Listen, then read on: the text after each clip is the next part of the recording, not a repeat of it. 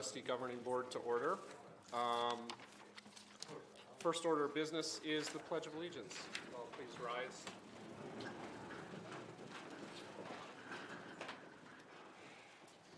I pledge allegiance to the flag of the United States of America and to the republic for which it stands, one nation under God, indivisible, with liberty and justice for all.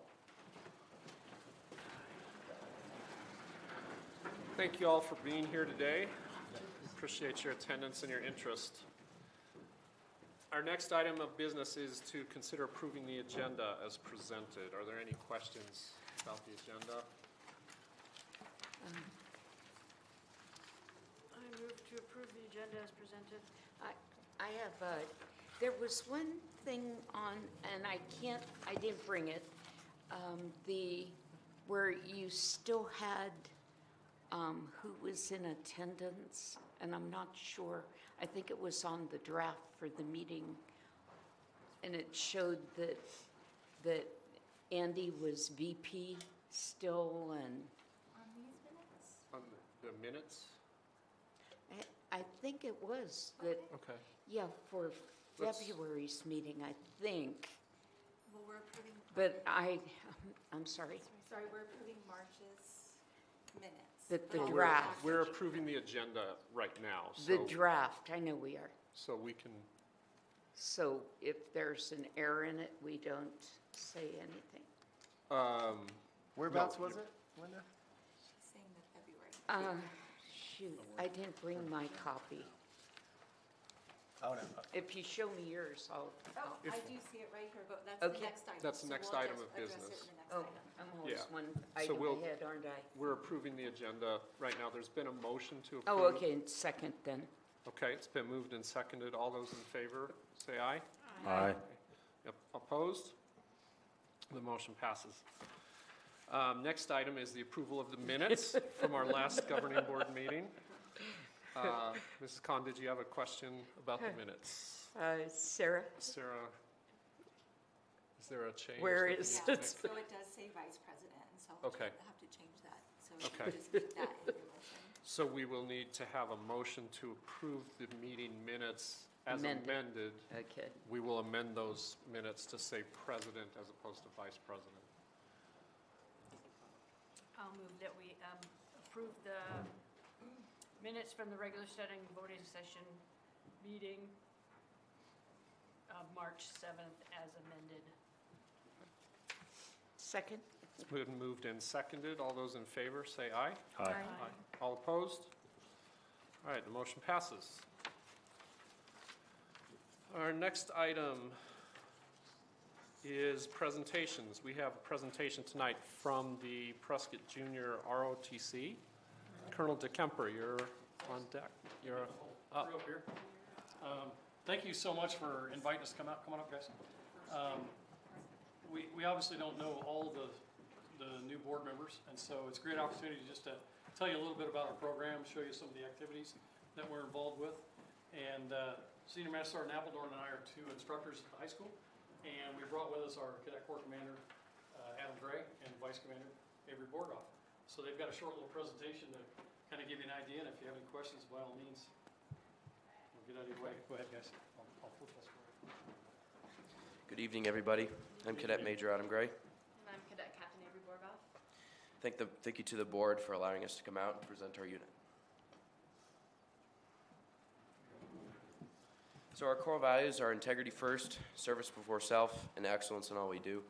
We hold these values very close, and it gives us groundwork to help our students improve and be better citizens.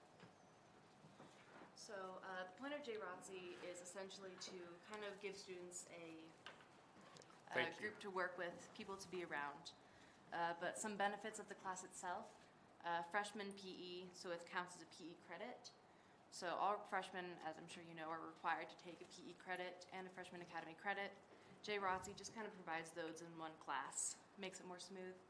And then all students who continue on with the course are given the option to accept it as a CTE credit, which again is a required course.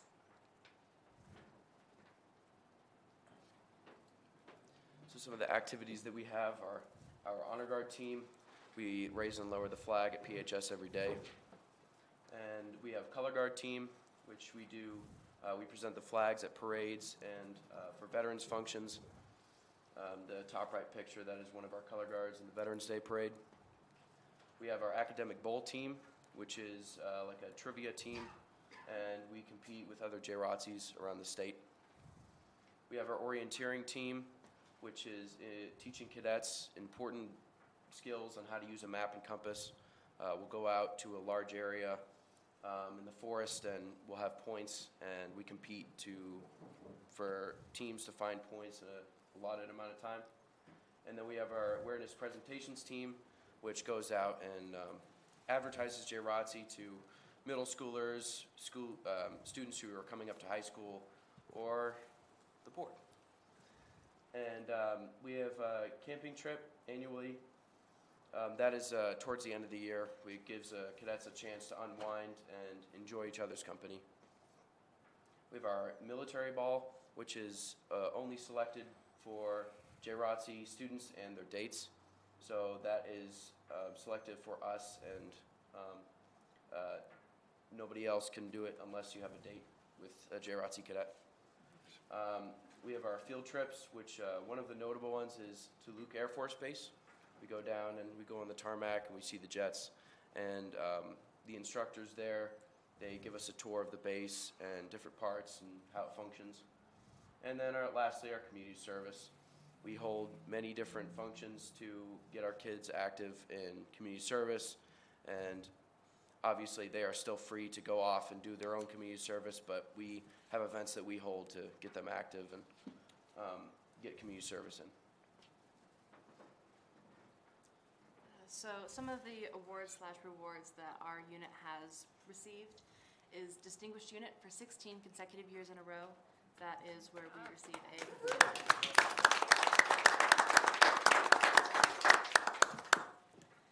someone comes to inspect our unit, they see the rooms that we have, how we organize things, and how our cadets behave and present themselves.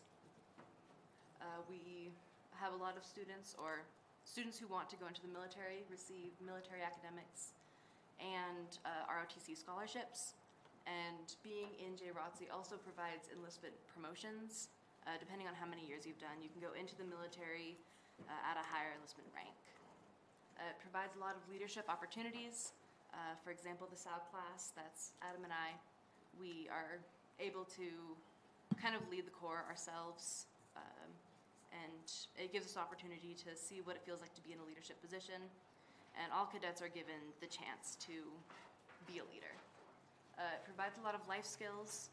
We work with different things like using maps, compasses, etiquette, proper manners, how to behave at an interview, how to speak to people, and how to properly engage with society. JROTC also provides with a lot of opportunities for friendship. It brings together people who might not typically interact with each other, different classes, different schedules, and it gives us a chance to all come together. Any questions? Ooh, I have one quick one. I do. Yes? Could you give me an example of what a community project might be like? Oh, Community service? we're coming up, we're doing Adopt a Road. We're cleaning up the road that we've adopted. Feed My Starving Children is a good one. We'll go down to Phoenix, and they have a facility there. We'll pack food for kids in needy countries. And those are just some of the stuff we do. And we make it fun for the cadets, and they enjoy it. Thank you. My question is, how long are you in this program? Is it all 4 years? You could do it for all 4 years, so you'll start out as AS 100, which is our base level class, and then there's AS 200, 300, and 400, so those will be consecutive throughout the years, but you could do it all 4 years, and if cadets that do plan to enlist, if they do 3 or more years, they do go in with bonus rank, and that comes with bonus pay. So yes, you can do it all 4 years. You can do it for 1 year if you'd like. It's totally up to the student. But the longer you do, the more leadership opportunities you get and the more you learn. So it's it's a good program to be in for all 4 years. What would you say, so some students through the program will enlist, some will go on to ROTC programs if they choose to go to college. But is there a breakdown, how many of your cadets go on to military service? I can help you with that. 'Cause Okay, okay, I started keeping track in 2008 when I got to high school. yeah, And Prescott High School has put 10 kids in military academies in the last Great. 15 years. that's Which fantastic. I know for a lot of folks that doesn't sound huge, but for a school in a rural area, not in a big city, to have an average of, one kid almost every year, Yeah. that's a pretty good record. And so, But- not all of them were cadets. I think 6 of them were. The other 4 come to us for advice, because if kids are interested in the military, whether they're in the program or not, we'll help them out.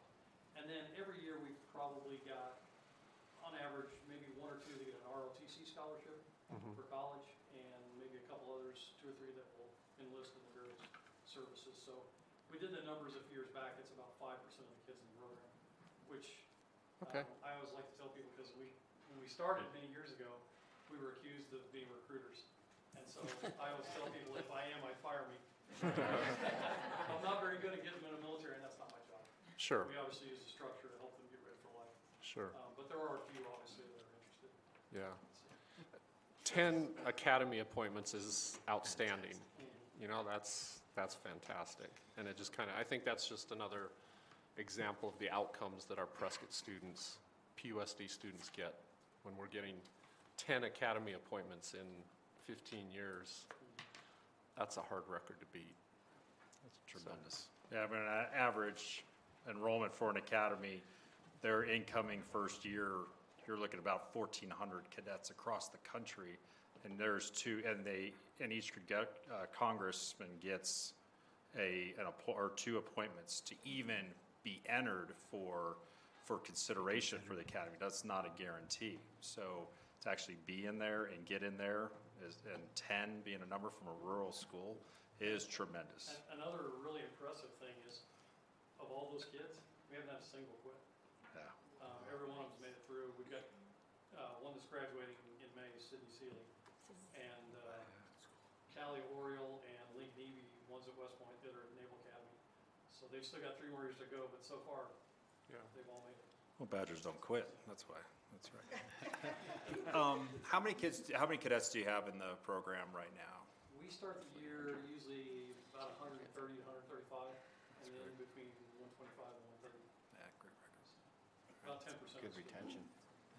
I'd like to add that we don't, like Colonel said, we don't recruit for the military, but if that is a route that the cadets want to go, it will definitely help them. We're just getting ready. We're getting students ready for life and life skills and how to just function in life. There's a couple of things you do also. You obviously raise and lower the flag, right, every day. And can you talk to us about the Veterans Memorial that you do in the front lobby every year? That's pretty tremendous. Yeah, no, we'll bring in the flags for veterans. We did one a couple months back, and I think he was a Vietnam veteran. We'll walk in with the flags and the rifles, and we'll stop and we'll dip the flags, and the people in the crowd will sing the national anthem, and occasionally we'll present a folded flag to the veteran in honor for their service. And so it's a good way to respect them. And each year, I think what Mr. Galagowski is referring to is, in the lobby of the school, we have smart boards, basically, that have names scrolling, and they're all veterans that are associated somehow with Prescott High School. And so we honor them every year. We bring the flags out. We guard the wall every year for that day. And the connection is they either graduated from the high school, they're related to somebody at the high school. There's some connection, and it's grown over the years. I think we've got about, was it 3,000 and some names now? 3,000. Started off with a couple dozen that first year. Yeah. And grown. It's a lot of great stuff going on. I was gonna say, we still have your flag vest too, so. You betcha. You can keep it. You can keep it. I don't need it anymore. That's right.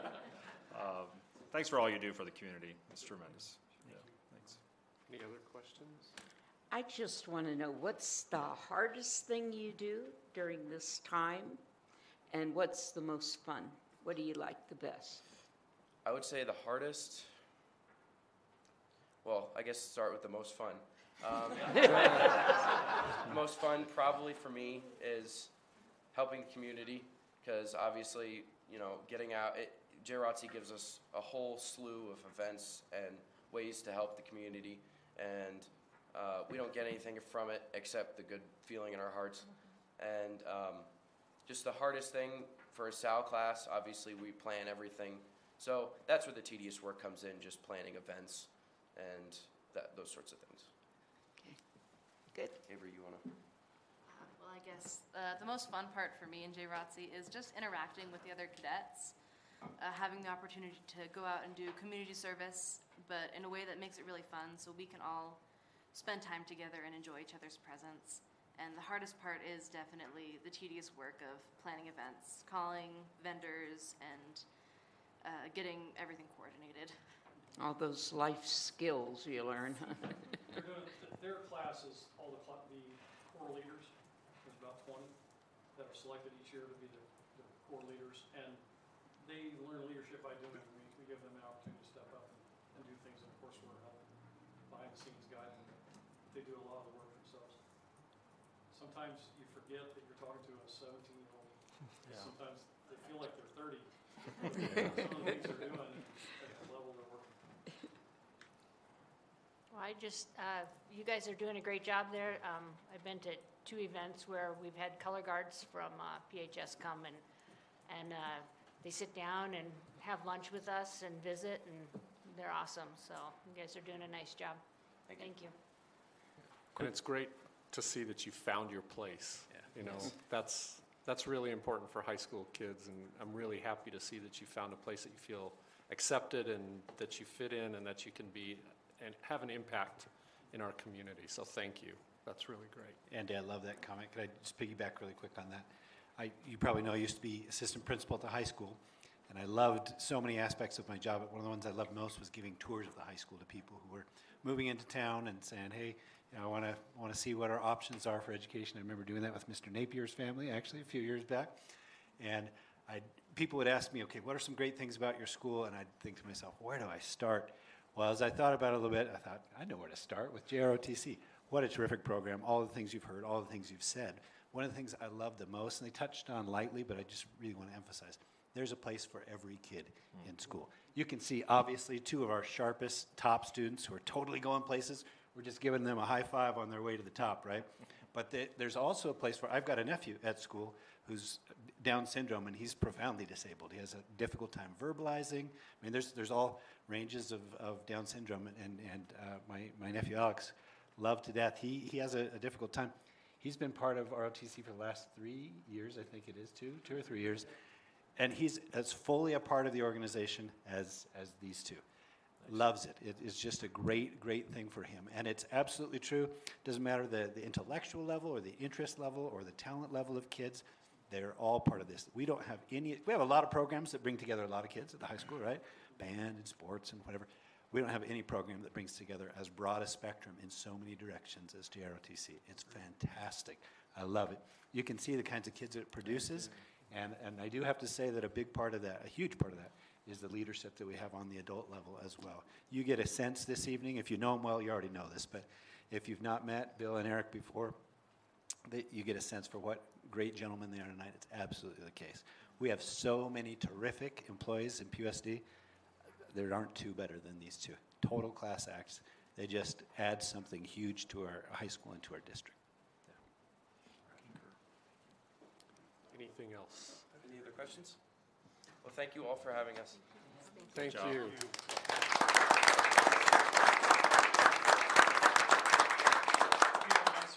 a couple family commitments. We're going to slip out and go take care of some business. Thank you. Thank you for Thank you for being here.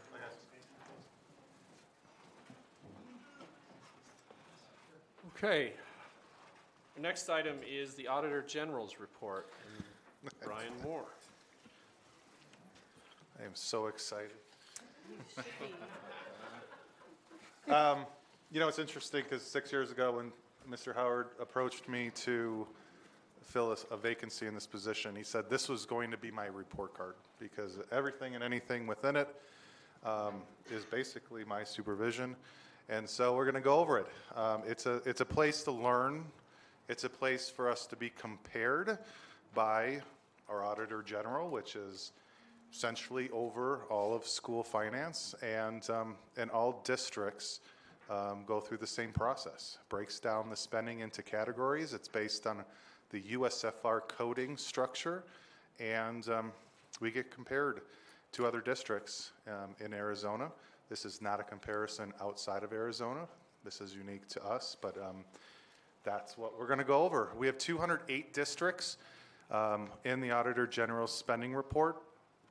You can actually find the data file that has all of the data on all 208 districts. There is a note, charter schools are not required to go through this. So how much their instructional spending, their administration spending is not subject to comparison nor analyzation. So that's what we got. Okay, so the first slide. Now what you have in front of you is our report. It's our 2000, and now once again this is previous year, so this is the 21-22 school year, and the report you have in front of you is broken down on the slides.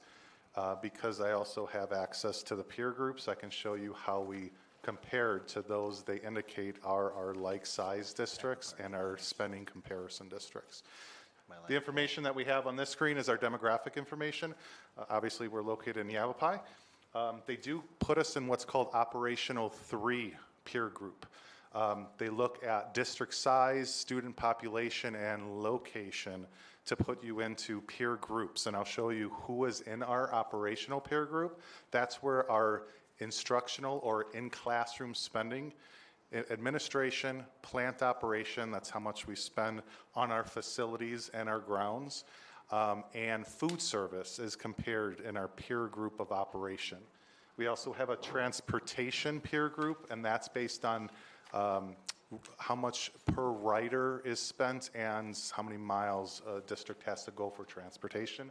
And then there's a new one this year. It's called an achievements peer group. Did not know this was going to be part of the report, but we're going to break it down multiple ways. They used a very, what I think is odd way to do achievement peer grouping. They didn't do it based on our students. They did it based on the city's poverty level for students. It doesn't matter where those students attend or whether or not those students come from neighboring districts. We have an 11% poverty rate. They take the number of students in our boundaries that fall in poverty divided by the total number of students, doesn't matter what school they go to or what district they go to, and we get a percentage for poverty. Then they link us with other districts that have similar.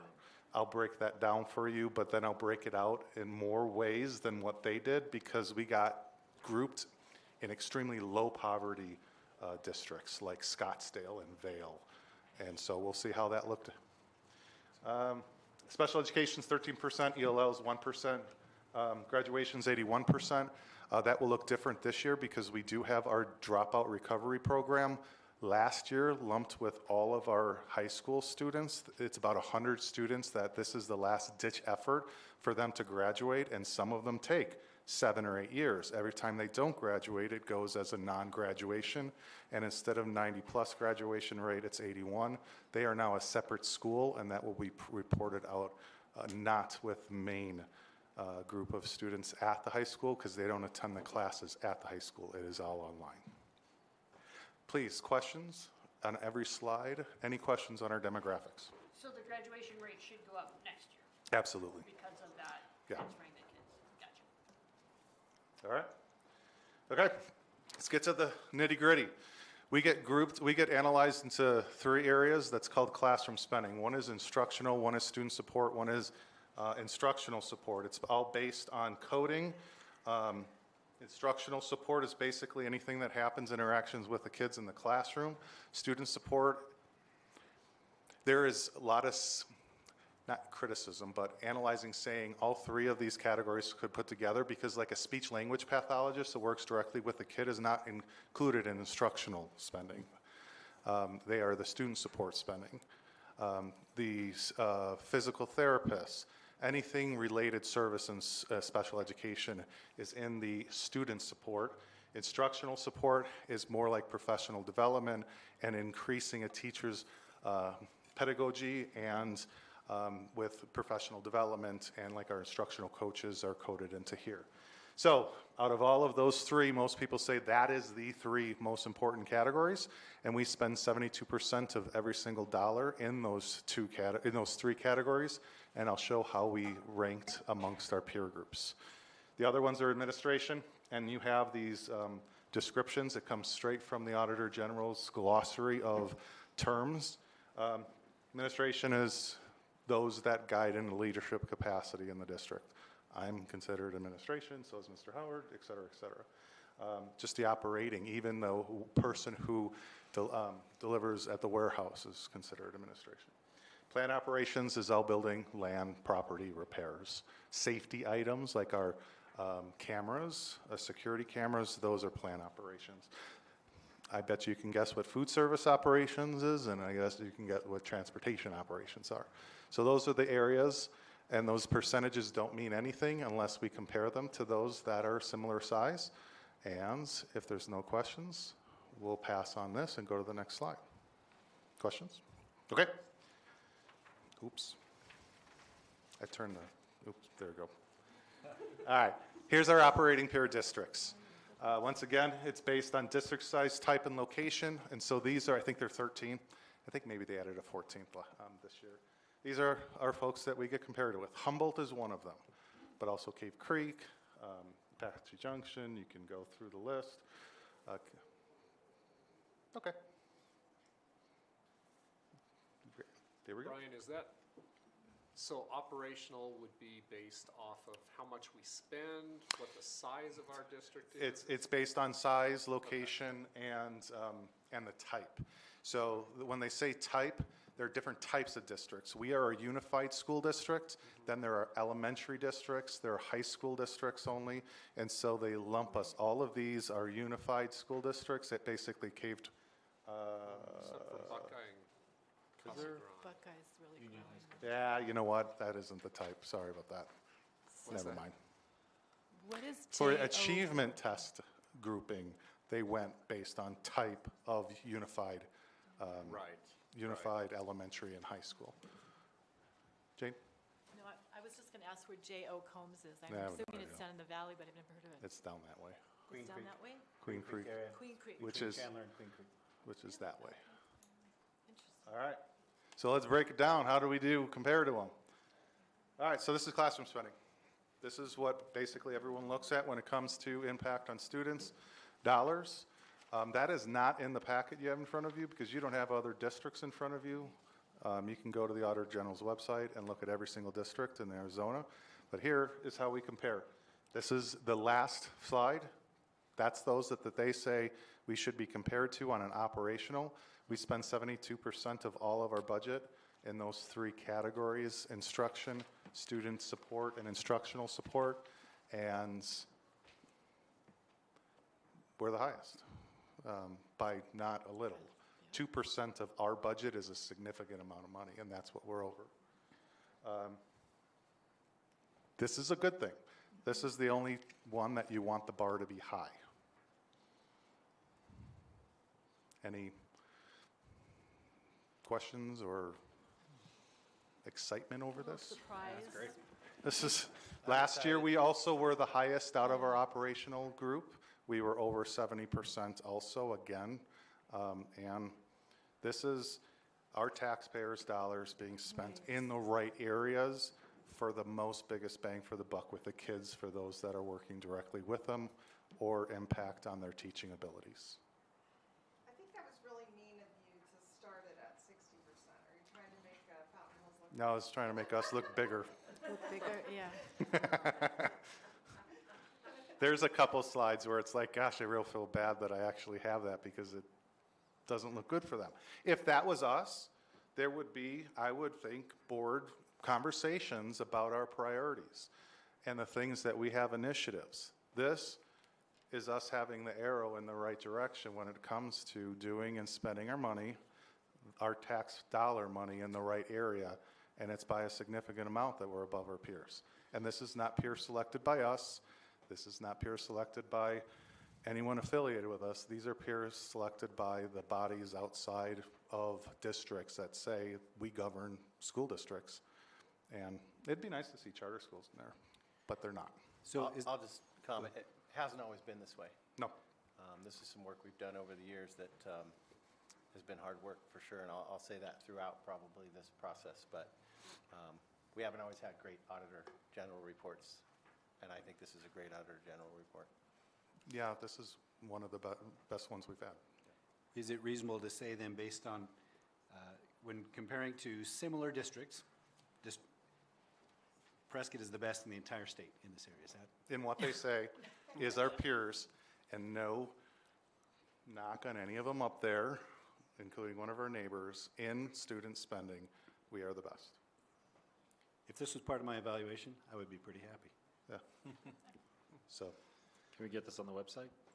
what's that? Can we get this on our website? This is not. Oh, yeah, Can we? absolutely. We'll put these slides on our website. We've With- got last year's data already on our website in one of those documents that are on the front, people ask questions about, and we'll certainly update it. Yeah, It's and gonna what be on I'll the front do page? with the board's direction is we are required to have the Auditor General's report this on our front page. It's at the bottom where it says budget documents. I can put a link to these PDFs as well, so that it's a supplemental document to this. So who is the Auditor General? It is a group that governs public schools. Of Public s- governs what? Public schools. Okay, so it's They're in charge with of the our Department districts. of Education? They're or- independent of the Department of Education, just like the State School Board of Education governs charter schools, and they also have a charter school board. Everything we do is reported to the Auditor General.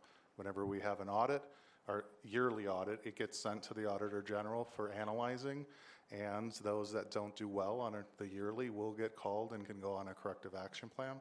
And ultimately, districts that don't do well can go into what's called receivership, where they get taken over by the state.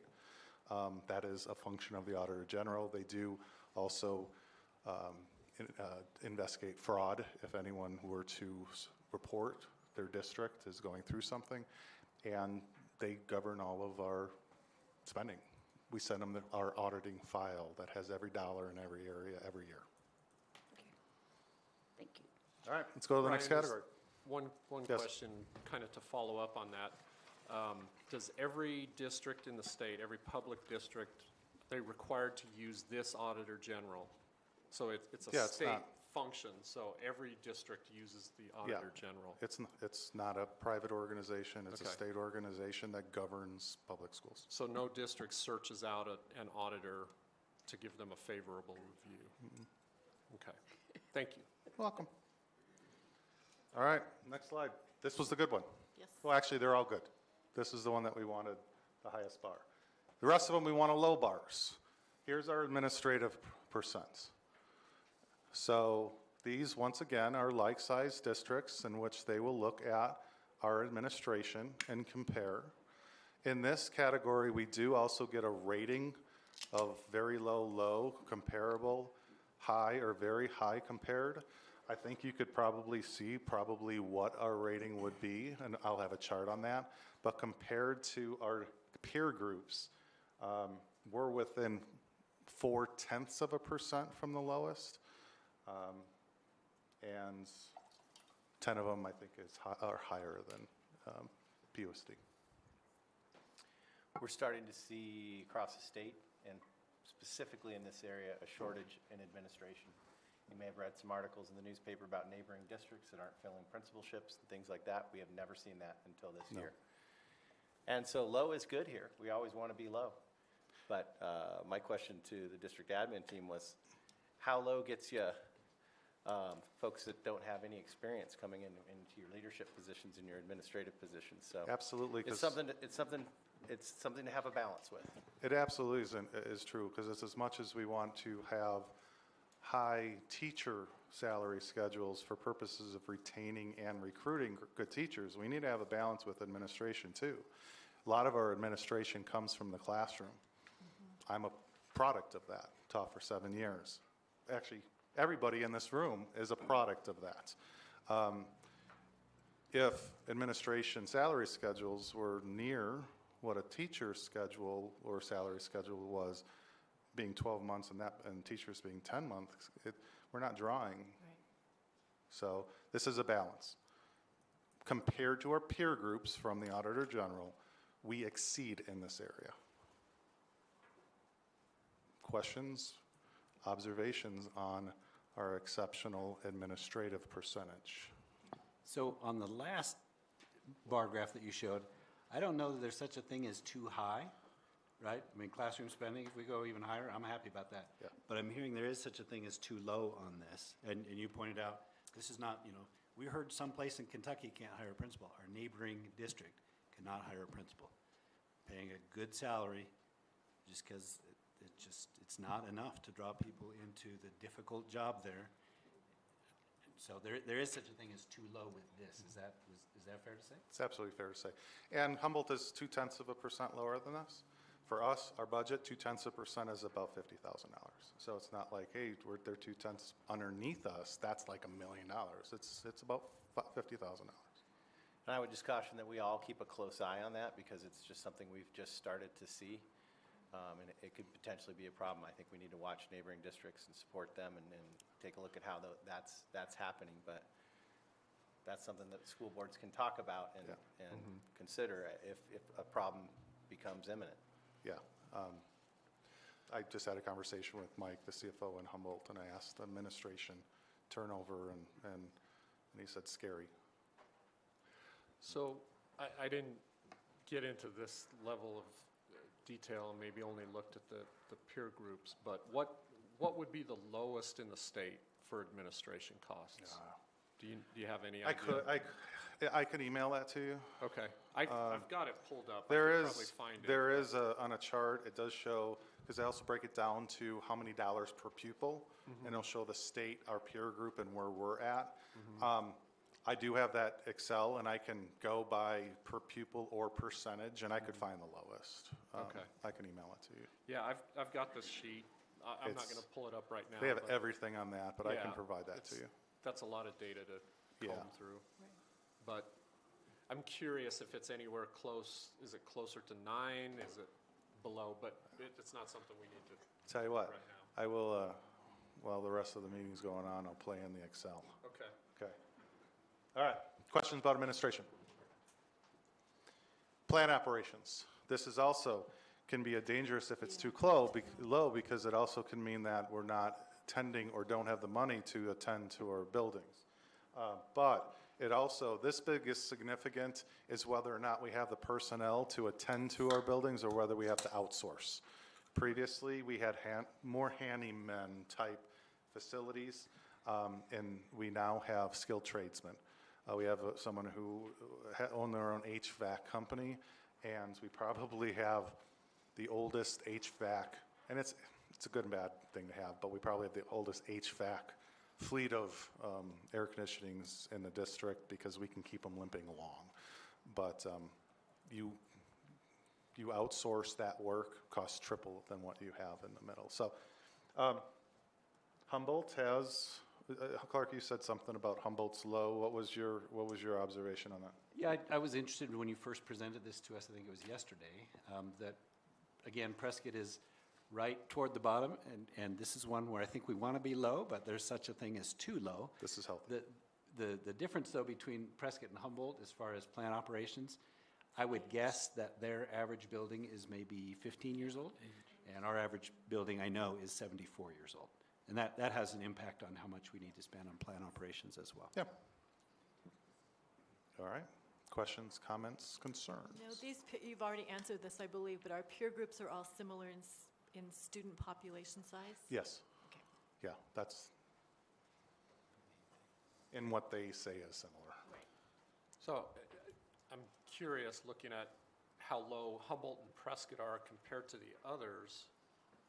You know, Yeah. they're all in hot places. True. Do you think that has an impact on our costs being lower, our maintenance costs? You know, probably. Okay. I mean, when it comes, A lot of air there's conditioning. plant operations, That's fair enough. I'll bet they're not doing a lot of snow removal on Casa Grande, though. which is plant operations. So are the utilities. Utilities are plant operations. You know, those top-end schools are, you know, you're going to see them in the peer group that are doing really well socioeconomically. They probably have bonds. They probably pass bonds without much work. Yeah, bonds do not show up in this. So bonds, because that They're is. separate from, They are not part of the monies that they do analyze because not everybody can or is on a bond. And so they exclude that money because now they do include overrides, money spent. But there's a separate fund for bonds. It's Fund 630. Anything in that fund is not included in analyzing.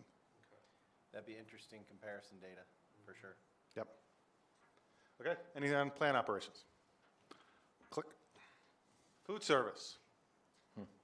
I think you're seeing a trend, and I hope that this is information that you're happy about, and you can share with your friends who are wondering how PUSD is doing with their spending.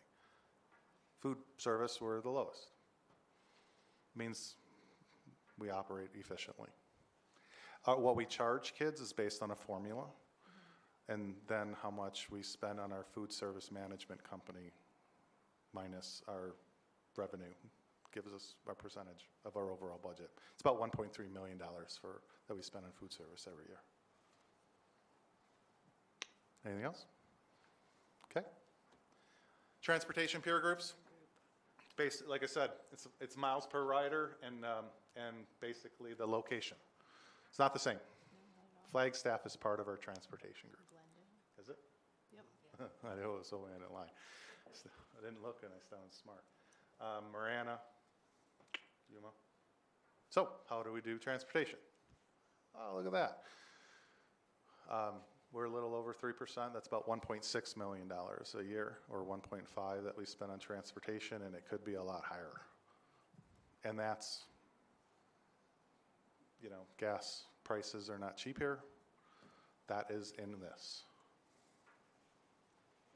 Us buying a bus out of our bond money is not in this. This is operating, this is our people, this is our gas, this is our operations of transporting our kids. Questions on transportation?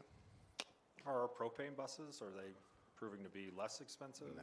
Or nothing? No. Negligible? Going back 6 years, they can't make our hills. Oh, yeah. The propane buses, they are good for field trips. Are those like sports activities, are these included I believe in they're too? using the propanes. Yeah. Oh, but I mean, is that included in this? Yes. Our transportation costs? Yes. We go up and down that mountain a lot. Yeah. Yeah, that's everything. That's AIA, that's field trips. That's good. Anything, the pay for those drivers that take them, benefits. Yeah. All right, any other observations? Does Phoenix Union have regular bus service for students? Or do they I have believe to they- ride public transit? I think they have, I think school districts are required to provide transportation. I think They my wife should had have to zero ride public costs. transit. I do know that there's such a thing as transportation token costs. It's something that we have to, it's on a report that I have to give. I have never known what a bus token cost, but that may come into play in the metropolitan area down in Phoenix where if a student doesn't have a bus, they need to provide them access to the public transit system. I don't know either, but that sounded good. Anything else on transportation? All right. All right, so these are just this is where it breaks it down by students and by square foot. Administration, the per student, it shows a state average just under 1,100.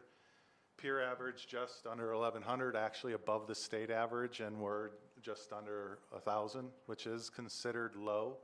They have qualifying measures. If you are 45% lower than what the average of the peer group, you're considered very low. And then there's another range that's low, another range that's comparable, and that same percentage goes to all the way very high. So administration costs were very low. We have about 36 positions administration, no, students per administration, which is right on par across the whole state. You can look at the square footage. That means nothing to me except for we're low. Food service, we're comparable, which is interesting. And that's spending per meal. It's spending per meal. And so it's just the number of kids. It's our total cost divided by the number of meals that was served in the whole year gives us that $2.99. So the other number was what percentage of our overall budget goes to food service. So we're comparable in that. Meals per student. Transportation, spending per mile, we're low. Spending per rider, we're low. Questions? Comments? Click. All right. This is where I don't really understand their methodology. These are the groupings for achievement peers. We have all the unified, and then once you have them by unified, it breaks it down between cities, suburbs, towns, and rural. If you're not unified, K-12, you're a high school district, then it breaks it down between city, suburbs, towns, and rural. If you're an elementary school district, then it breaks it down by city, suburbs, towns, and rural. Once they have that, they break it down not by the student population of the schools, but by the city's poverty rates. So for us, we fall... Not the poverty of the students. Not our active, involved, enrolled kids. Community poverty. Correct. Okay. They have reports that basically say there are, I'm making these numbers up, please don't quote me, there are 1,000 kids living in poverty in Prescott's district boundaries. There are 10,000 total kids living in Prescott district boundaries. You divide how many are in poverty by total, you get the poverty level. This would be an excellent way to do it if there weren't charter schools or open enrollments. We have 700 kids that come from Humboldt and Chino to our school districts. Their poverty rate is not in the one we are, which is the top one. Our poverty rate is 11%. We are compared to every unified school district of 12% or less poverty. There's Higley, I think it is, has a poverty rate of only 5, and we are compared to them. Humboldt, poverty rate is 15. They are in group number 2. But there's lots of Humboldt kids that come to us, but they did it by boundary poverty, not our actual students. I can tell you the socioeconomic at-risk kids, that's called free and reduced lunch percentages. We have Lincoln, they have 52% of students qualify for free and reduced lunch. Our district, which district percentage is always a little skewed because it's very hard to get high school parents to fill out an application form unless there's a benefit. They don't eat lunch, so why fill it out? Or if you're pay to play, then there's a different fee structure. Our district's percentage, even with that, is 30%. But we are in the 11% poverty category. And you'll see what that does, because I'm going to expand it outside of that. In fact, I'm going to show you a chart. What would our percentages and graph look like if we were in with Humboldt? If we were just 2% higher poverty, what would our graph look like? Questions about this grouping? I don't understand. Brian, just a clarification, this is the first time this has happened Yes. this year, so this is brand new. This is brand new. This is, yeah, and I didn't even know it was coming. They do always verify all this information with me in December and January. So when they sent the 3rd through 12th grade score percentages, oh, yeah, those look right. But I had no idea there was going to be peer groupings. I was surprised. So this took some investigating. These things that I put up there where it says assess passing rates, peer groups, using the elementary unified consistency of these populations, blah, blah, blah, all that stuff. That's straight from the Auditor General's report. I didn't make those words up. I don't understand why. I would think that because this is the first time this has been brought forward, this achievement peer group, that we're not the only district that's questioning this, the way they got their numbers. Yeah, wait till you see our graphs. So it might very well be amended Yeah. As they get into it, the second, third Maybe. year, they realize that, well, this isn't quite Well, what we wanted. and the thing is what's dangerous is you just look on something without understanding the Correct. 50 details of what you're looking at. A lot of misinformation can be spread. You look a little deeper and you go, well, okay, I understand what I'm looking at, but looking at all the other things, it looks differently. And yeah. Well, I was just going to say, hopefully this is knowledge to everyone, but the reason why it feels a little odd is because there's a direct correlation between a child's poverty level and their achievement level. And so to put us in a group of schools with kids from very affluent families, it's just a different comparison, you know, so, that's why it just feels. And it's not based on our kids. Right. If you had done the numbers, I'm assuming you know free and reduced lunch I rates. do. What would our percentage be if we did our population of students? I actually took anyone who had 25% free and reduced, all the way up to like 40% or something as a district. Our scores look good. I don't have that because that's not what this was. Our average is 30%, correct? Our average is 30. So some of these 30% like in the Higley, Free and reduced. free and reduced. Okay. So here's the poverty levels. So this is our group. And you can see the cities we're being compared to. Queen Creek, Scottsdale, Vail. Dicer. Their free and reduced percentage is 11, 15%. You get into these folks here, Vale. Paradise Valley. they're in the 25, 30s, 35s. Yeah. And they are more comparable. So I did take all of the data that's on the Excel and break it out by free and reduced, and I redid it based on that. That's not the Auditor General's information, so I wasn't going to present it. I can present that at a different time. But it's not going to look like what the next slide is. Because the next slide has these folks.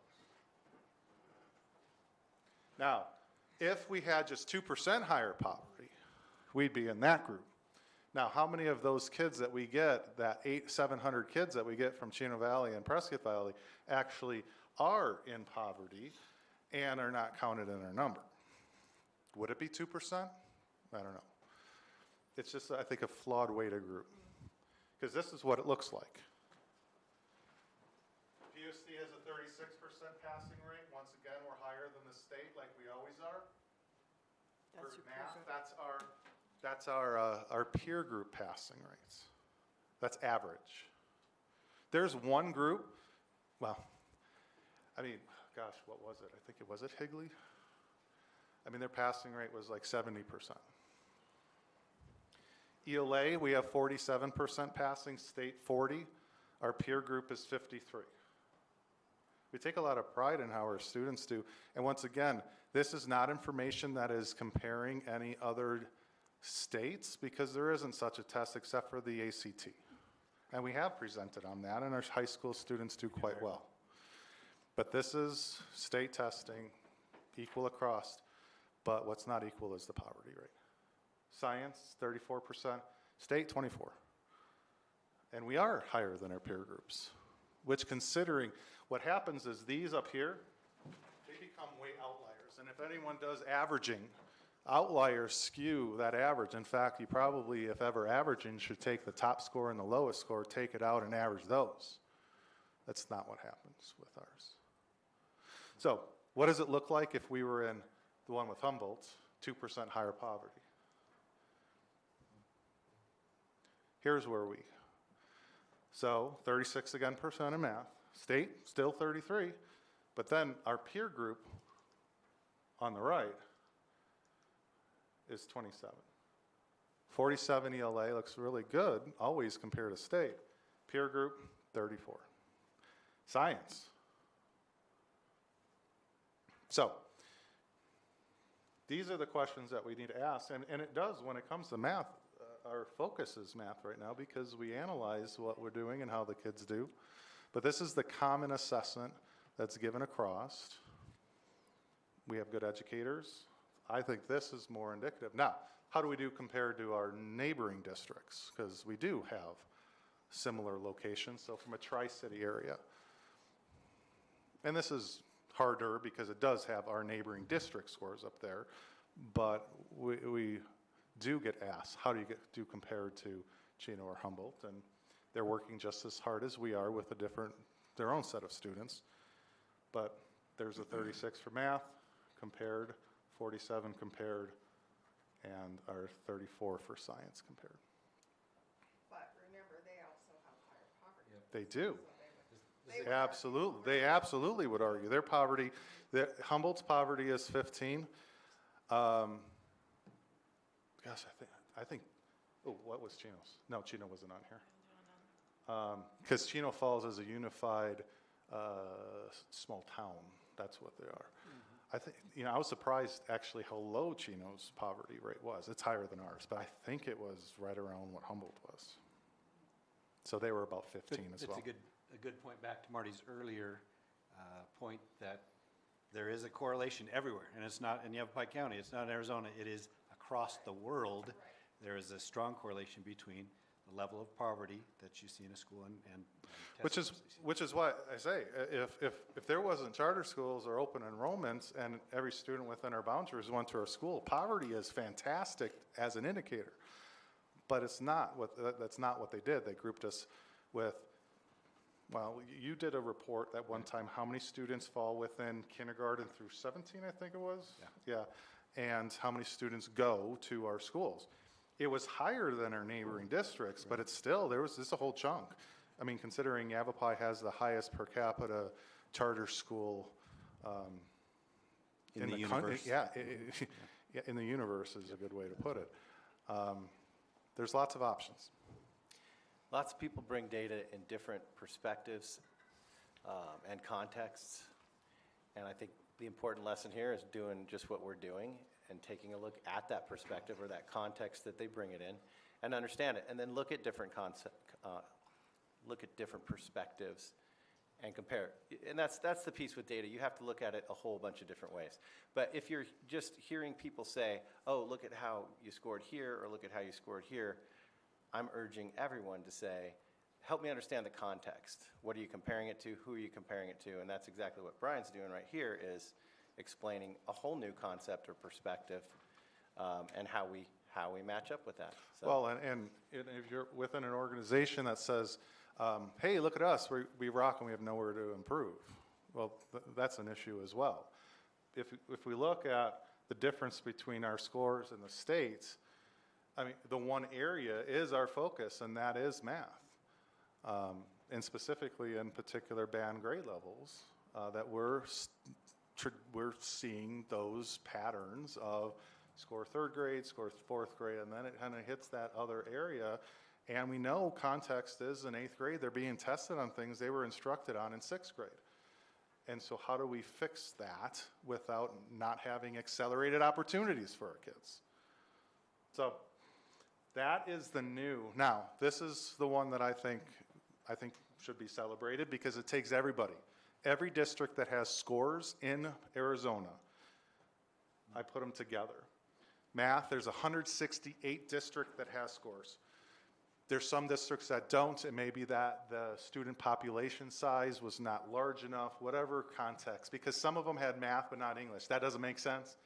Science does make sense because there's some that have grade levels that don't include a grade that's tested in science. But there's 168 districts with scores in ELA. We were at the 41st. Now, there were 5 districts with us. I only counted that as one in the 168 because we can't say we're better than 170, that we were the same. So if we ranked 41st, and our passing was 36, our percentile was 24%, which means we did better than 75% of the districts that took math assessment. Now, 24 did better than us. Right. What's our area of focus, Kelsey? Yeah. Well, look at that. It's because we look at the data and we don't look at it through a microscope. No, we do look through it as a microscope. We don't look at it with tunnel vision. ELA, 176 districts, we were 29th. with our 47% passing, puts us in the 16th percentile. So we did better than 84% of the districts that took the test. 16% did better than us. And then our science, I was actually surprised by this. There were 139 with scores. We ranked 20th. That puts us at the 14th percentile. So you look at that score of passing of 34 and you go, wow, there's got to be a problem. You look at that score in isolation, wow, PUSD can't be doing really well educating our kids in science. Okay, either the whole Arizona really stinks at educating our kids in science, or there is a funding issue for curriculum to deliver the content, or there's a test issue or a standard issue. Or there's an ever-changing standard issue, okay? You finally get the materials and they change the standards. Clark, were you gonna say something? Yeah, you basically said it. There's a couple of possibilities here. Either pretty much every kid in Arizona is just really, really stupid. And we've got some national data to compare to that tells us that's not the case. Or there's an issue with the test and where the bar is set on the test. If Prescott is in the top 14% in the state with a 34% passing rate in science, there's probably a problem with the science test that we need to look at, or at least where the bar is set for what we call passing. We're used to, 34% means something terrible, right? If somebody gets 34% in my history class, they have not been doing well at all. But 34% here means something quite different than that. It means we actually did fairly well if you compare us to the other districts across the state. And we haven't received our DAA up until 2-3 years ago, so we couldn't buy curriculum. So we had teachers that were patching together the best they could to meet standards that, how often did they change? Is it once every, when was us? The last time was in 18. In 18? So, we have a science curriculum now because we actually have district additional assistant money to buy curriculum, which went to 0 after 2008. Between 8 and 2016, when it started being put in, that just happened when the capital lawsuit, we did not get $18 million worth of capital money. They would actually make me calculate how much we should get, then subtract out how much they were taking away. And one year we had $110,000 worth of capital money. That doesn't buy 1/6 of an adoption. So I see these scores and I think to myself, I am really glad that when we get our scores, the very first thing we do is we sit down with Kelsey and we sit down with principals and we say, how can we get better? What do we need to do? Is this a curriculum issue? Is this a staffing issue? Is this a training issue? What can we, I'm very proud that we do that, but I also need to remind myself it's not a dumpster fire if there's only 14% of the districts in the state that are doing better than us and 86% that are not doing as well as us. That's something to be actually pretty proud of. Now, does it mean we stop trying to improve? Absolutely not. We try to improve every single day, and we make some very serious efforts to do that, and we've made some progress in that area, but it's not quite as bad as the narrative that's sometimes shared around the community. So I'm glad to see these. Just another piece of process on that is, you know, this year, I think June 1st or right around then, we'll have our 10th year of where we do goal setting with large teams from each school and the principals. We look at data and we set our goals based on where we're low, and we set strong goals, the trilaterals, and I think we'll probably have another round of the board seeing those in the next year, but we'll redo those all the minute school gets out. Just a question, Brian, you're a Yeah. math person. I pretend to be. So how do they judge passing? Are we looking at how an IQ test is handled? Because if an IQ test is our standard, the distribution of scores on an IQ test, then you have approximately 30%, approximately 16% of people score above average on an IQ test. So if we're at 34% or 47 or 36, where in the bell curve is our passing score? Are we below that average range, which is 84% of the scores? I have no idea. So that's, That's a Renee Brian Stein taught grade. middle school, but Adam Neely teaches Holy taught stats. smokes. He could probably. I will be honest on that because they do it by scale score, which gets adjusted every year. right. You know, and they do take into consideration how many people are highly proficient. One year, Right. I mean, literally, they increased the scale score of pass Yeah. because they had too many in this category, which didn't reflect. So the test may not change, but they do fluctuate it based on how kids do. And I'm just a dummy looking at a bell curve. I mean, Yeah, I- I don't know if it's on bell I took curve. statistics as a grad student, but that was 35 years Yeah. ago. You know, but I can look at this and say, you know, right in the center is 50%. Yeah. 50% of the people are going to score above it. Yeah. 50% of the people are going to score below it. If our passing mark is 70, then we're doing pretty well, Yeah. in my view. I mean, if I look at this from a bell curve perspective, I'm not even sure these tests are on a bell curve. I don't yeah, think I they don't are. know. I mean, that's the Right. question, I guess. It's the kind of test, I don't know if you've ever taken these in college or whatever, where no one can achieve the top. It's just, it's like to spread the kids out so you can kind of see a range. I don't even know that it's on a bell curve. It's very mysterious. to Well, us. and the grading can be mysterious as well because they added in the A, then to B, then to C, and you may have gotten A and B correct, but if you didn't get step C, which, you know, then you get the whole thing wrong. Like, if this is true, which one would you say? And there was one answer, and if you didn't get that answer right, then there's no way to get the second answer right as well. And so it's like a 2 question in one, and it counts as 2 questions. But you didn't get the first one right, you can't get the second one right. So, Well, as in budgeting, Arizona's unique with testing, and so it doesn't correlate at all with any national testing. There's a couple things that we do nationally we do randomly, we're chosen to do. And Arizona actually fares really well, especially in math lately, and we were surprised about that. But at the beginning of my superintendency, some of you were here for this, 2016, 2017, they moved the bar. The test was the same, and the test has changed over the years, but literally we were in 80s and 90s, and then they said, so here's where your cut scores are now. And the next year, and from then on, we were in the 30s and 40s. So I know that's hard to believe and hard to understand, but you can research it. That's what happened in Arizona. They took the cut score and said passing is now here, they went No, they here went up. with passing, and the scores went here. Yeah. So it's a true thing. It's not an excuse. It's data, and we use it, and we take a look at it, but the best we can do is compare ourselves here. that's exactly It's right. important that we're above the state average for us. There are a lot of people who are below the state average every time, but it's important for us to be above the state average. And if you ask me if that's enough, I'll say no. And We it's, want to be higher. We yeah. need to be higher, and that's what our focus is every day, every year. That's why we spend 3 days in the summer saying, how do we get these higher? And then we roll that out throughout the year. We meet on Fridays all the time to say, are we getting there? Are we getting there?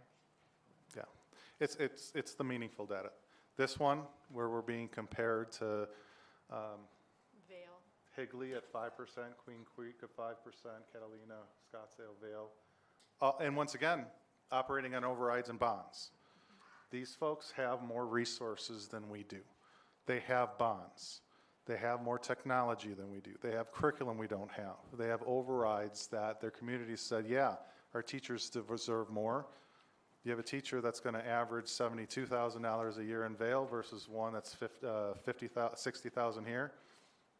It's not cheap to live here, so they're coming for the trees if they do come. So, speaking of teacher pay, this I printed off for Joe and said, here's your goodbye present. This is what's in the Auditor General. It might have been mean, but this is what's in the Auditor General. I just put it here because I want you to know how to read it. In 16, 17, remember, I operate in fiscal years. We're in fiscal year 22, 23. It's always the 22s, 23 school year. Yeah, I do know what I'm talking about. So this is the 16, 17 school year. This was our average teacher pay. This includes all teacher pay. If they do clubs, if they do sports, they coached. This is how much our 301 contribution was to their teacher pay. This is the state's average, and we were lower. So that goes on, but what I wanted to do was give a even more, and it says up there how they get it. They do it from our auditing records, and they do it by, I have to do a report that's called the Classroom Site Fund. Basically says how many teachers are eligible for 301 money. That defines a teacher. So I did a better graph that I think shows a history that goes all the way back to the 15-16 school year. So here's our 15-16 school year. Teachers' average pay total, including 301, was $40,000. State was 46, then 42, 48, 43, 49, 46, 52, 49, 54, 53, 56. This last year was the first year PUSD, I think history that I know of, passed the state in teacher pay. Our average teacher was paid $59,059. The state was $58,366. The red was overtaken by the blue on the graph. So that's good. That means when we do our budget and we talk about raises and we give as much as we can to the teachers, this shows our priorities have been correct. Please keep going on this trajectory. We will. Now, some of you say, okay, there was some state actions that were happened over the last 5 years in which there was money that was infused into our budgets that helped teachers pay. That's absolutely true. Our teachers have averaged, including this 4% for next year, how much was it, 41% increase in the? In the last 8 years, 40.1%. Okay. The thing is that 20% by 2020, everybody got that. Now, there are some districts that went under scrutiny because that all didn't go towards teacher pay. Our teachers that were here from the first year that went into effect to the third year that went into effect, they got 21% raises. So when you look at this and you go, well, yeah, you got more money in those years. So did everyone in the state. The only reason why we overtook the state average was because of the district's initiative to get the best teachers and keep the best teachers in front of our kids. So this is great. Remind me, how big is our override that has allowed us to get above this? We have $333,000 this year that is going towards teacher pay. Will not be here tomorrow. Well, next budget. This is the last year we are receiving any override money. It was $1 million, decreased by a third. This is the last year we're getting money for that. And we didn't cut anyone's pay when that went away. We absorbed it. What the board did at the time when we lost the override was did a big push to set that money aside and live without it, or use it on other things so that we put it in a sustainable way to this budget. So it is a big piece that we lost an override and we still overcame the state average. Those were board decisions. Thank you. It's good choices. Questions, celebrations, comments on this?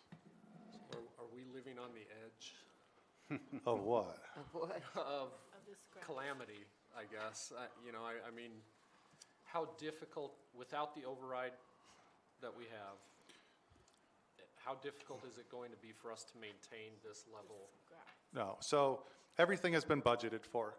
One thing that did Real happen. quick, that was my point. We already did that. Yeah. As soon as we found out we lost the override, Right, we budgeted to pretend like we did not have it. yeah, And then as it phased out, that didn't affect us. We used it for other things. That's part of your carry forward. Right. That whole we And- just have to maintain that approach, I Yeah. think, and- Yes, and you do. so- Absolutely, that's our proactive budgeting process. If you remember in our budget package that you voted 4-1 in March, it had that in the lower corner, left-hand corner that said, due to legislation that was passed at the end of June, it helped when we moved our instructional coaches out of 301 and into M&O, so all that money went to teachers, and the override not passing, that helped. So there are things that we did. Now, our carry forward is going down, and we will need to attune to that because whatever goes down into next year, to give raises, unless we have more students, we'll have to look for efficiencies throughout the district in order to give raises. Okay. So wherever we're at right now, we're good. Okay. We want to get our carry forward down to about 2 million, and we were about 3.9. That will need to stop at some point, and so we'll have to offset that with some cuts. But it's a competitive target, and we have to look at it that way. I mean, we don't know what other school districts are going to do with raises every year until they do. And so it's competitive. Yeah. I think it's one of the biggest priorities that we have. And I would say it's one of our biggest successes in the last 10 years in terms of making that probably one of our very top priorities.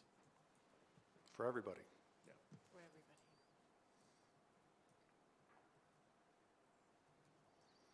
Questions? Oh, look at that. Any overall comments? This is something to be celebrated. There isn't a single thing in this Auditor General's report that I could see anybody saying was a negative. And if they're going to say it as a negative, they were looking for a negative anyway. So this information doesn't mean anything. I can't imagine a district having a better Auditor General's report in every area. Okay. I think you did well on your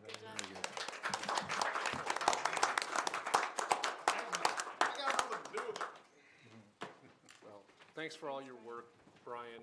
I know this is a lot, and so we appreciate it. Yeah, it's good to have a strong financial footing. that Sure we're on. is. Okay, moving on, information items, summary of current events. Mr. Howard. On a lighter note, we have so much going on this year. There's so many things you can go to. It's baseball season, it's track season, there's a lot of fun things happening. But I just want to point out a couple of really important dates coming up that we want to get as many people to as possible. April 20th, big night. First, you go to the groundbreaking for Taylor Hicks Teacher Village on site at 4:30. We'll have folks from all over the community that have been supporting this from the get-go. And I think there will be snacks from Gato Azul. That might get you there. Then at 6 o'clock, we will be at Roof Street Theater for our community meeting for the visioning committee. So this conceptual idea of what we would do with our schools if we built a new high school, it will touch every school and talk about how that group thought through every school. It's not even necessarily a recommendation, it's a conceptual. It's an idea, it's to start the conversation of what would a high school look like. We've got some property, we've got some interest in Mile High Middle School, and so it's an ongoing conversation. So then I'll skip to the May 2nd, that's our next board meeting. That group, and we hope a lot of the committee members will be in the crowd also, but they will present kind of a final for the board to think about and see what they'd like to do with. Probably won't be decisions that night, maybe a retreat in the future or some discussions later on with the community and that type of thing. But we're excited to be wrapping that whole process up and saying, here's what it could look like. Here's some costs for you to think about. But by no means is it a voting item at this point. There's a lot of things that have to happen, and we can talk about that at the time. Backing up to a lot of our favorite events, a lot of people's favorite event is Rising Stars from our PUSD Education Foundation. It is a lovely evening where students were selected, and then they picked the teacher who most influenced their life in PUSD, and they talk to each other and share how they've affected each other's lives, and it is a lovely evening. So we're excited about Rising Stars. Board members should have invitations to those, and if you need any help with that, let me know. If you need a ride, let me know. And then graduation. I skipped a few things there, but graduation's on the 26th. I want that on everyone's radar. It is maybe the coolest event in Prescott. So it'll be a lovely one, I think. We've got some incredible students. And then I just wanted to share with you where I was for 5 days last weekend and for a few days with my 14 new really good friends under the age of 18. When I was able to go on the PHS Challenge Club trip, I had some experience rowing a raft, and they threw all their gear on my boat. And we switched off and had lots of fun on boats. But we had 14 students, 6 adults. It was 23 degrees one night. That was a theme. It was very, very, very cold. The warmest time was in your sleeping bag at night. And we did have kids in the water, not on purpose, like dumping out of their boats. But they were troopers. There were not complaints. It was, I might have complained the most, I don't know. But it was a lovely, fun time, and certainly challenging in those ways that a river trip can be, but also with the weather. So, but there's a couple shots. If you ever been on the San Juan River near Butler Wash, there's that's called River House. We saw lots of things like that, petroglyphs all over the place. We put in maybe 10 miles of hiking throughout the whole trip, and saw some really neat things, and had some folks with us who really knew and understood and were able to teach the kids about those things. And on the right there, that's the gang, that's the crew. And possibly for me, I had some goals during that trip, but I was invited to the 5th period lunch hacky sack circle at Prescott High School. Wow. And I did do that last week. I hope to do it again in the future, but it was definitely life-giving to me, and I hope the others that were on the trip. So I want to thank the board for approving that, and you'll see that in the future. You'll see some really neat things that this Challenge Club wants to do to go out there and challenge themselves. Okay, thanks. Are there any governing board member reports? Oh, I want to let everybody know that Tom Horn, the superintendent from the state, is going to come up and visit PHS on Monday and wander around and see some great things. So thank you guys for helping set that up, and it will be fantastic. He was, today he went over to Humboldt and saw Liberty Traditional School. So. Thanks. Any other? What time will he be there? 1:30-ish? Okay. That's on April 10th. Yes, When is it? April 10th. We'll get some details to the board and Okay. others in terms of, That'd be good. it's just coming together for us. So thanks, Cara. Other reports? Yeah, I had a couple. One, I attended the art open house at PHS. I know we announced it, and I know Jane was there as well. And it was just great to see all the art teachers there talking about their students, and that was from kindergarten all the way up to 12th grade. Some fine art there, from sculptures to paintings to drawings, and it was really kind of a very cool event. I know I'd stayed in the lobby there, the theater, for a while, so yeah, great representation there. Also attended the Lincoln Family Dance last week, and they raised some money, and I think we found a new auctioneer in one of the teachers there, so I'm sure she'll be doing gigs here pretty soon. But yeah, they did it was a great event, attended by a lot of parents, so it's great to see a community school like that with all the parent participation. I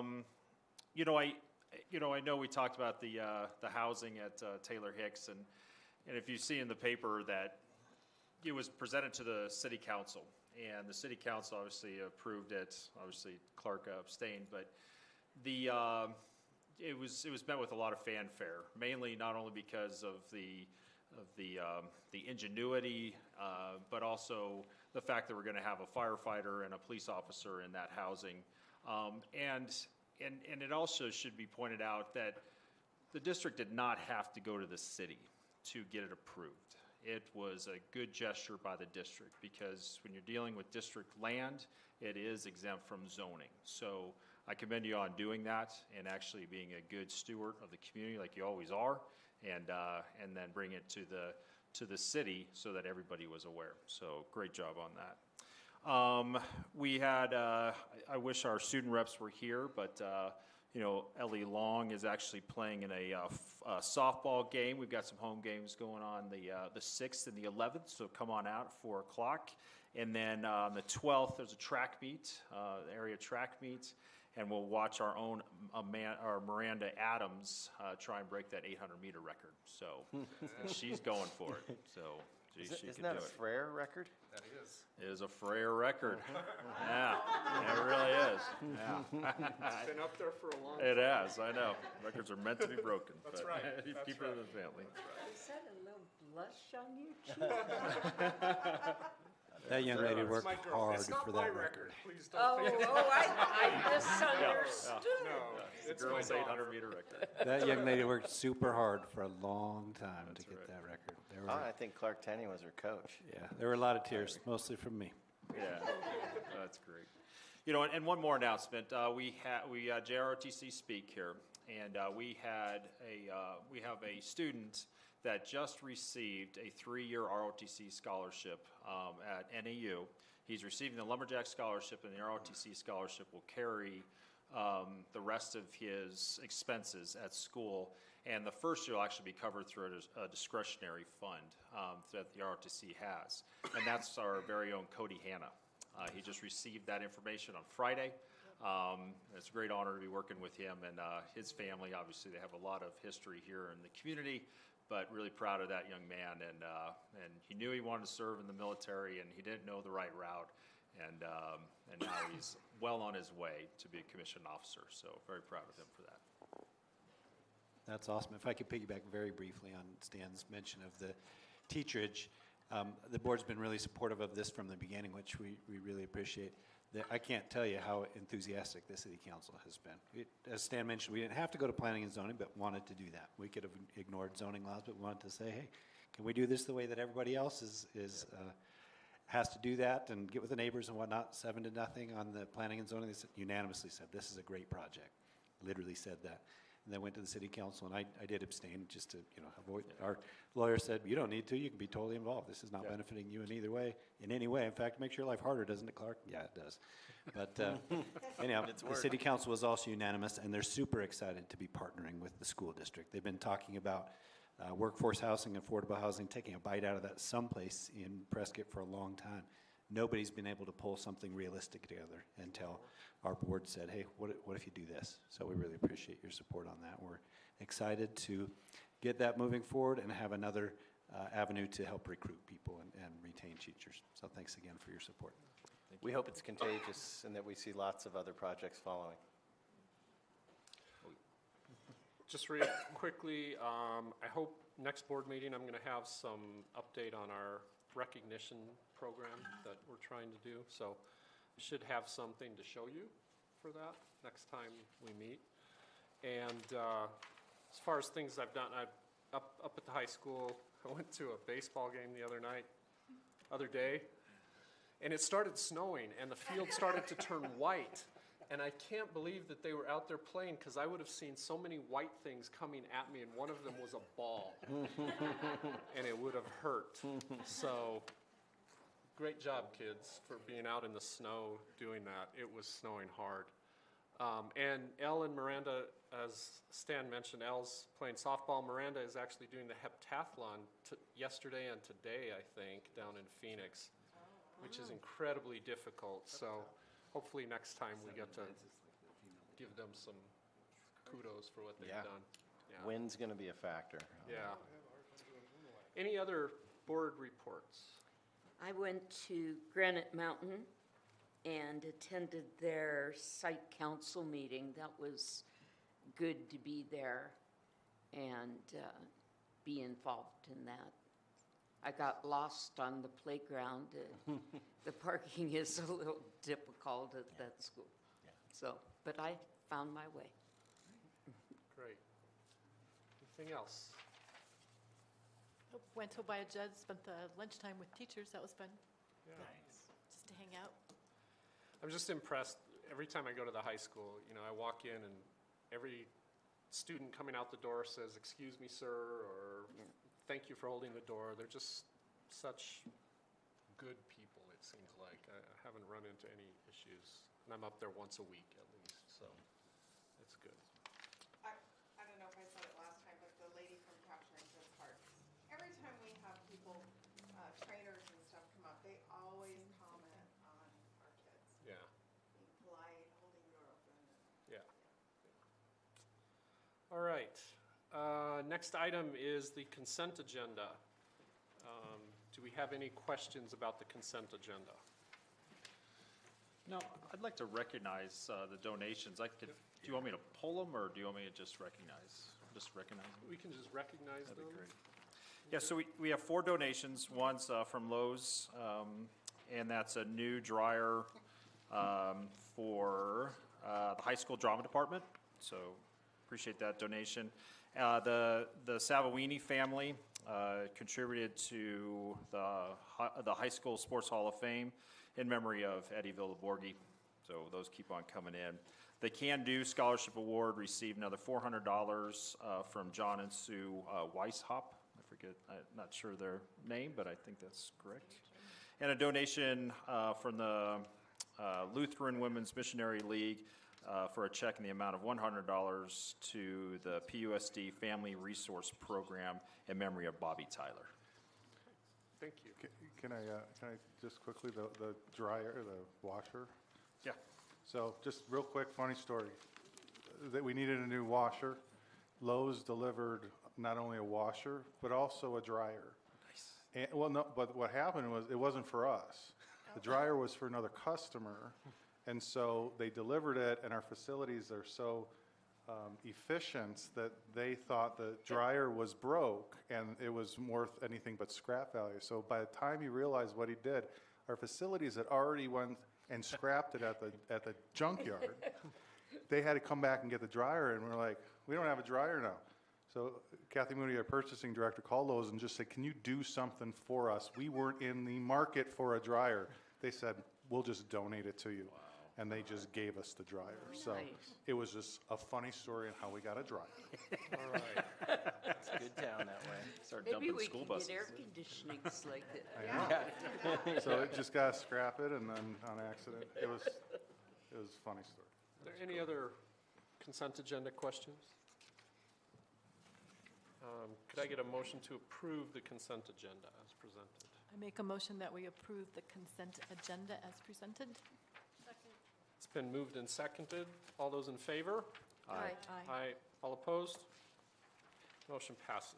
Mr. Freire, I can give you a quick preview on next month's consent agenda, which obviously Sure. always includes our personnel report. Our contracts for our contracted employees were due back to date. And I've got the data on that. We've got 215 teachers, and 25 of them are moving on, so that's a turnover rate of 12%, which is phenomenal. All right. Phenomenal. Great. Nice. Thank People you. want to be here, and it's because, in part, because of the big commitment that the board makes to, we are moving teacher salaries in the right direction. Yeah. That graph looks terrific. It's still sad to note that we're one of the lowest funded states in the United States, and so Arizona teachers are paid right at the bottom, but we're at least moving above the average. 13% below, not many years ago, was embarrassing, and I love the commitment that we've made. Any idea how many retirements we're talking about? That includes all of our retirements and Yeah. resignations, yeah. So 25 total. That's for teachers, and then we have a handful of other folks as well. I can get you the full data if you're interested next month. So Great. how many of those 25 were retiring? Do we know that? I can pull that. Yep, I've got it written down who's doing what. There's think only a that's what you were small asking. handful of people who are actually leaving the profession at the end of their career. I'm going to say probably Good. 4, Okay. maybe 4. Could we get them through the ESI program, maybe, too? I know. We do have one person coming back through ESI. Awesome. Yep. And it's a math teacher, and that's a good thing. We might have somebody else later. We'll see. All right. Okay, moving on to the study and voting session. Our first item is, Sarah, do we have any speakers? No, we didn't. Okay, thank you.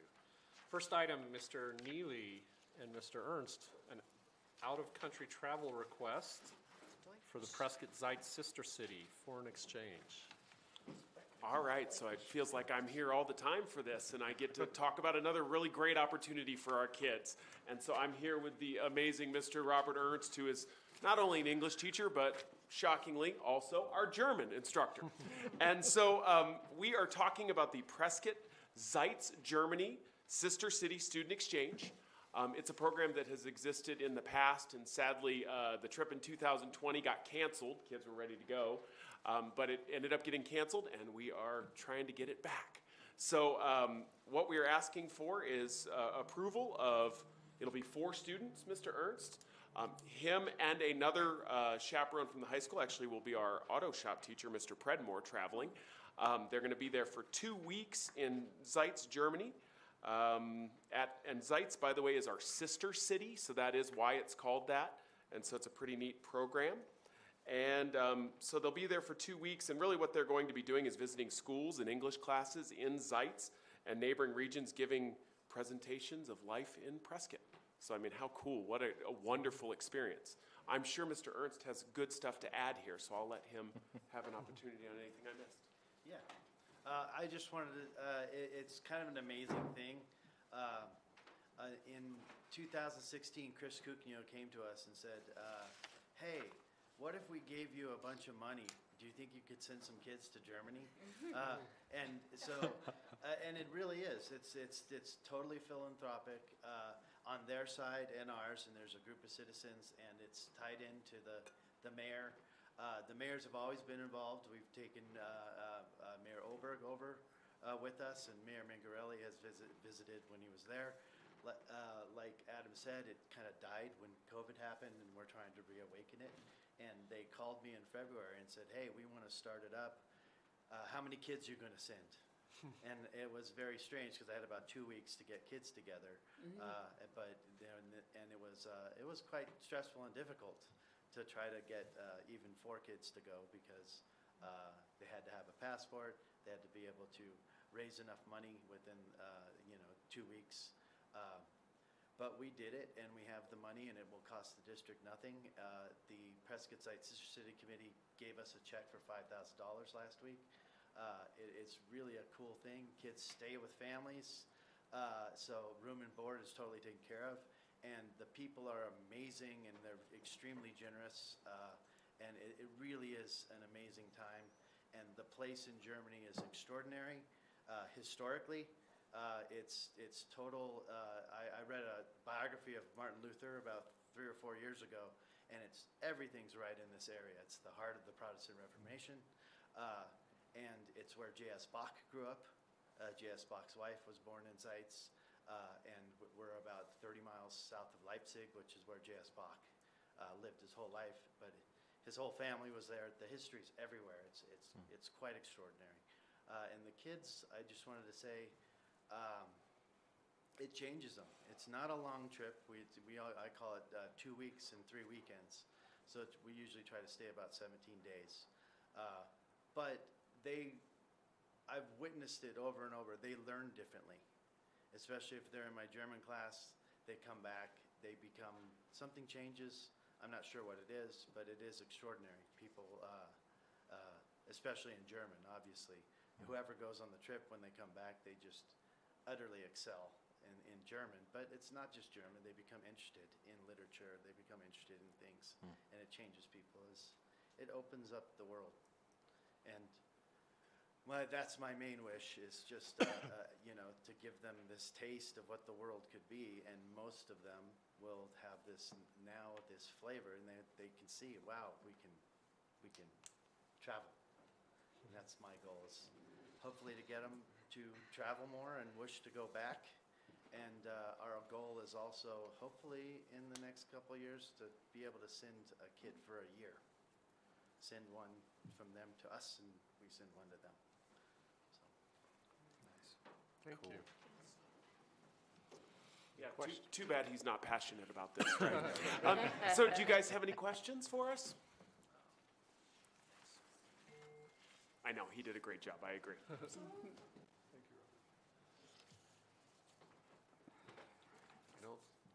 If there's no questions, then can we get a motion to approve? Sorry, I dropped it. Motion to approve an out-of-country travel request from Mr. Robert Ernst, German and English teacher at PHS, for the Prescott Zeitz Sister City Foreign Exchange to Zeitz, Germany from May 30th to June 19th, 2023 as presented. So moved. Second. Okay, it's been moved and seconded. All those in favor, say aye. Aye. Aye. All opposed? And the motion passes. Good luck. Have a great trip. Yes. You have fun. Thanks for doing it. Especially at no cost. Second item of study and voting is to consider adopting proposed changes in Policy Services Advisory, Volume 35. This is the second reading. Mrs. Reed. Yes, this is second reading. Most of these look like they're exhibits. Do you have any questions about them that I can answer for you? Is there anything that you saw in there that is controversial that we need to be concerned about? No, oftentimes we are already doing these things, so Yeah. there's nothing big. The first one's a couple forms we could use. We have other forms similar that we already use. The second one doesn't apply to us because we don't have a library, what do they call it? Library media specialist, so it doesn't even apply to us. Okay. The next one is really just clarifications around our foster care, support of foster care students, and the definition of student in foster care. There's addition to the chronic illness form that just lets the doctor know this is HIPAA information, which usually the doctors already know that. And then lastly, a form for parents to request info from the district. So, nothing earth-shattering. Okay. Any questions? Can we get a motion to adopt the proposed changes in Policy Services Advisory Volume 35, number 1, number 739 and 743 from January 2023 as presented? I'll move that. Second. It's been moved and seconded. All those in favor say aye. Aye. All opposed? The motion passes. Thank you.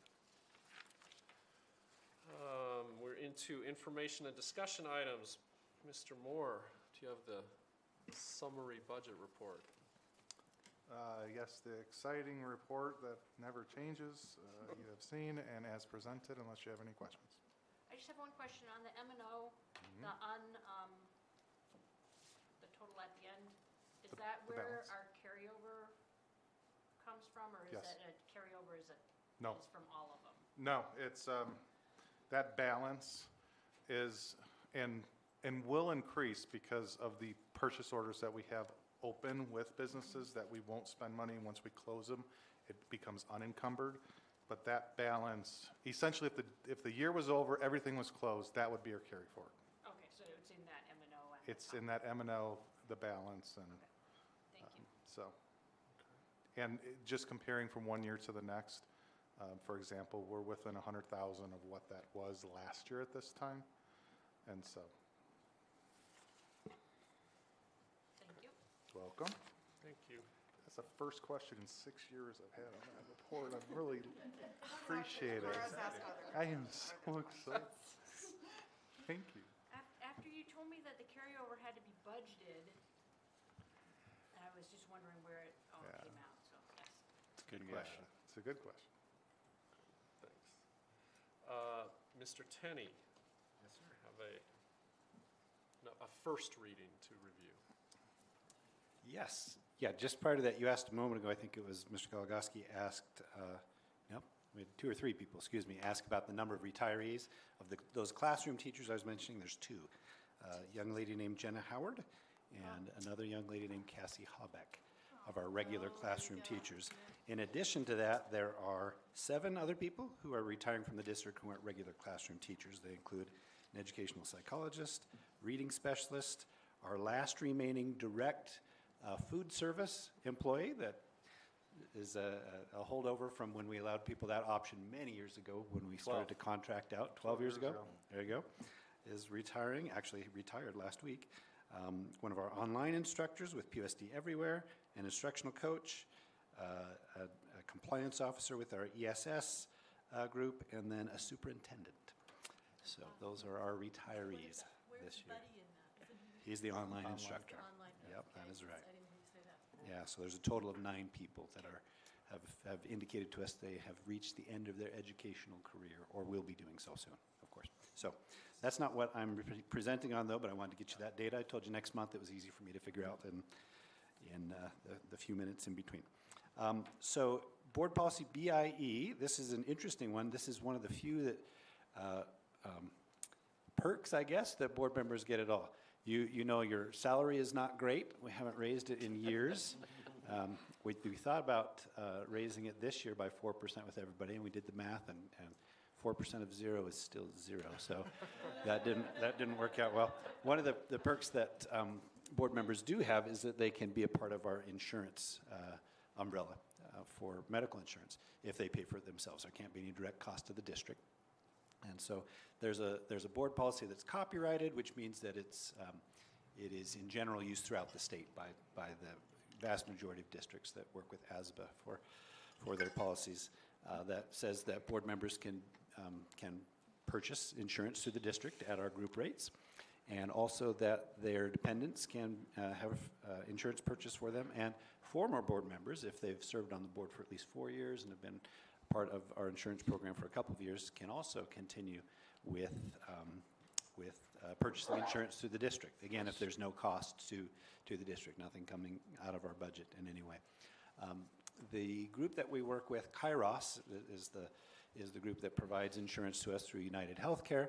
Their policy for how that's done is slightly different. They will allow current board members to purchase insurance through them, but not former board members to purchase insurance through them. So the copyrighted, widespread policy that we've had in place for years, that, by the way, has not been used ever in my knowledge. I don't think we've even had a current board member take advantage of our insurance policy for many, many years.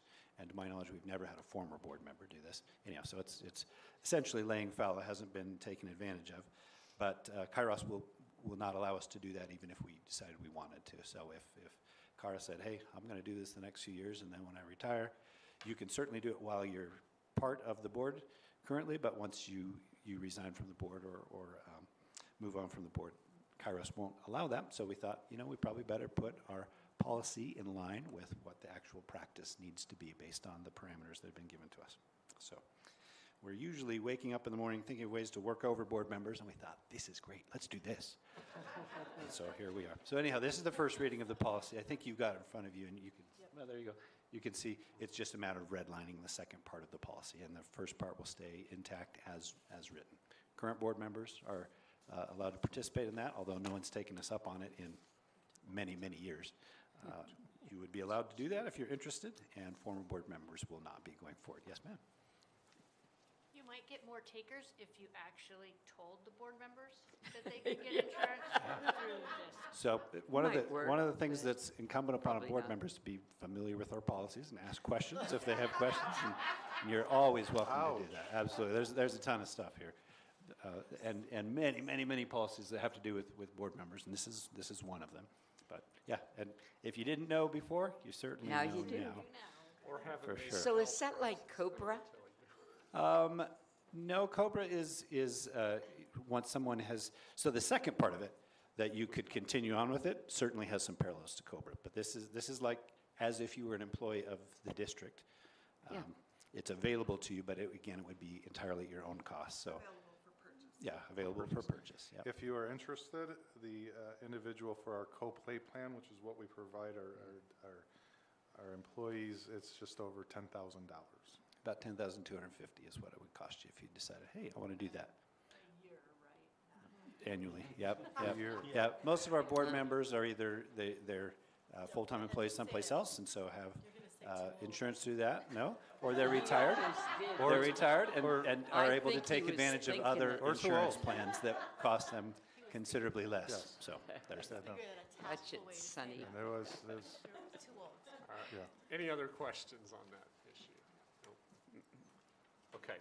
Thank you, Mr. Tenney. You bet. So, next item, community comments. Anything that we have to share that we're hearing?